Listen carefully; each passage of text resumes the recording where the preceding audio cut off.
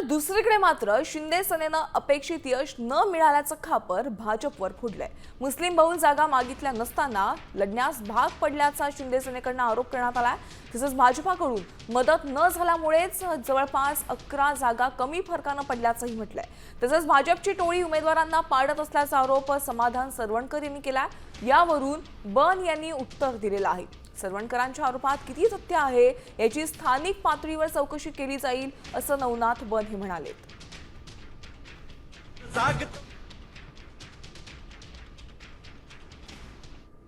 मला पाडण्यासाठी किंवा भाजप आता ही टोळी एवढी सक्षम झाली आहे की भाजपच्या सीट सुद्धा आता पाडायला ते पुढे मागे बघत नाहीयेत। आज माही विधानसभेमध्ये महायुतीचे जे काही उमेदवार आहेत यांना पाडण्यासाठी समोरच्या पक्षाकडनं कुठे सेटिंग करणं अशा प्रकारचेही काही या टोळीकडनं काम सुरू आहे। आज लोकसभेला देखील आपण बघितलं असाल की ह्या टोळीने आमची जी काही लोकसभेची येणारी सीट होती ही पाडली। माझ्याकडे RSSची काही लोक आलेली आणि भाजपची सुद्धा लोक आलेली। स्थानिक पातळीवर निश्चित काही अशा पद्धतीने कोणी काही केलं असेल तर निश्चित त्याचा तपास केला जाईल, चौकशी होईल। परंतु आमचा प्रयत्न जास्तीत जास्त ठिकाणी महायुती म्हणून निवडून यावा यासाठीच होता।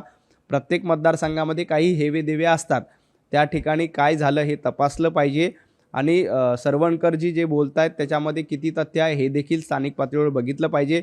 परंतु आम्ही महायुती म्हणून एक गठ्ठा होतो, एकमेकांच्या सोबत एकजुटीने उभे होतो।